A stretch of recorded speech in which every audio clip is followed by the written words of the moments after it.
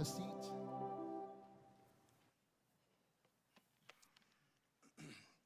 So on July 6th, Luke was preaching, and I was actually watching a little bit of the sermon. I was in Yosemite when I was watching it, and I was still looking at it. But that squirrel, I don't know if you were here, that rascal, whatever you want to call him, said that Mike is on sabbatical, and he's tracing the footsteps of Paul, and he's in Greece. And apparently, Paul went to Yosemite, too, because that's where he's at now. And I'm like, can't wait to get back and share that Paul didn't go, but Jesus did. So I just got proof of that. I want to show you real quick.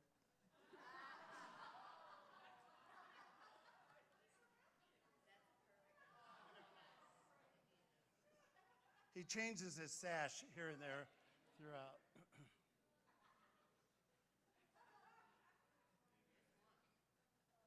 This is him climbing El Capitan. I also scaled that wall myself without ropes, so you know.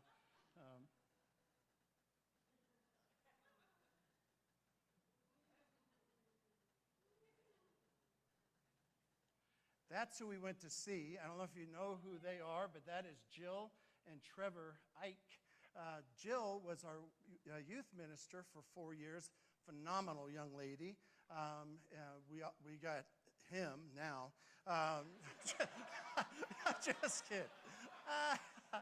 I love you. I'm just messing. And but Trevor was my buddy too. We rode motorcycles together. Me and him and Randy and Eric Timmert. Sorry, Eric, you're here somewhere.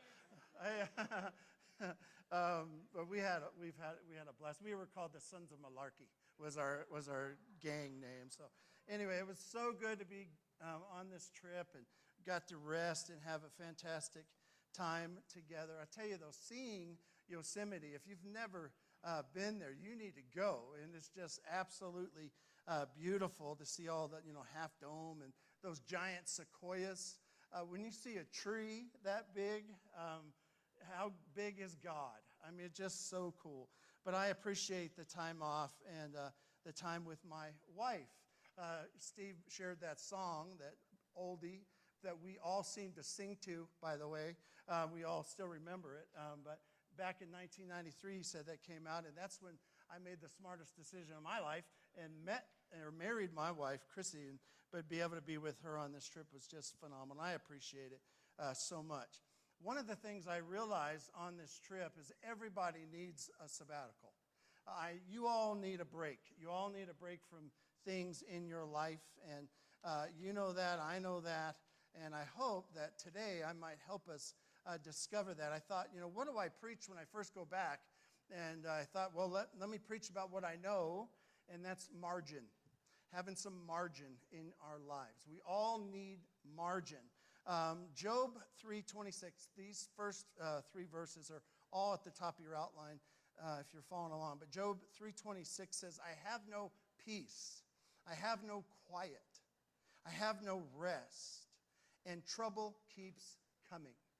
How many of you can relate to that? It just barrages you, just one thing after another. The devil doesn't take a day off.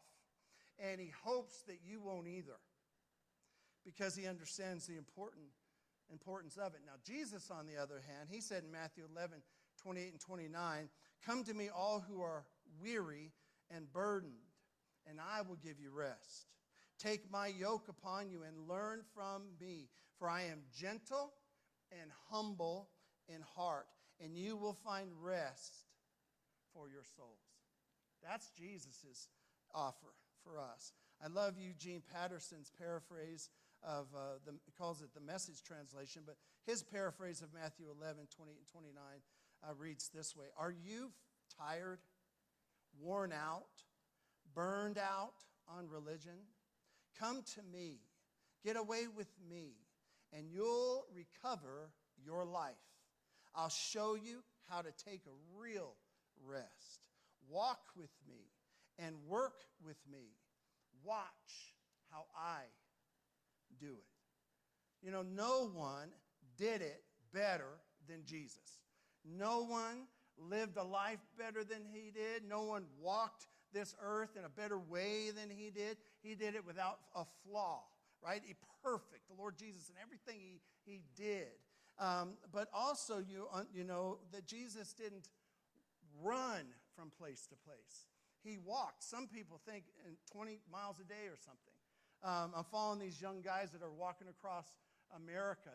They're in Colorado still. They're up in the mountains right now, and they're doing about 20 miles a day, and that's what Jesus did. But he never ran from place to place, and he also took breaks. He rested. You routinely spent time downloading from everything of life with his Father in a quiet place. And you know, in our workaholic world in which we live, we're often viewed as lazy if we take a break, or you know, taking a break just for it's the luxury of the wealthy or something. And that's just not the case. Jesus didn't have a place to lay his head, but he still had time to rest. And some even, you know, people brag sometimes that they still haven't used all their vacation time. Like that's a badge of honor. Now I'm stepping on a few toes today because you have some vacation time you need to take, and you shouldn't go through the end of the year and not take it. Lee Iacocca, he worked for Chrysler Corporation. He knew the value of taking time off. In his autobiography, Iacocca said this. He goes, "I'm constantly amazed by the number of people who can't seem to control their own schedules. Over the years, I've had many executives, come to me and say with pride, 'Boy, last year I worked so hard, I didn't even take a vacation.' It's nothing to be proud of, you dummy. You mean to tell me that you can take responsibility for an $80 million project," Iacocca said, "and you can't plan 2 weeks out of the year to go off with your family and have some fun?"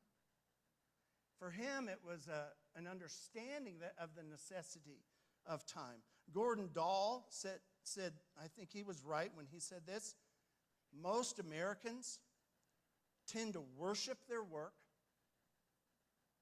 at their play, and play at their worship." Our pace is distorting our values. Our pace is disintegrating our values. Our pace is disintegrating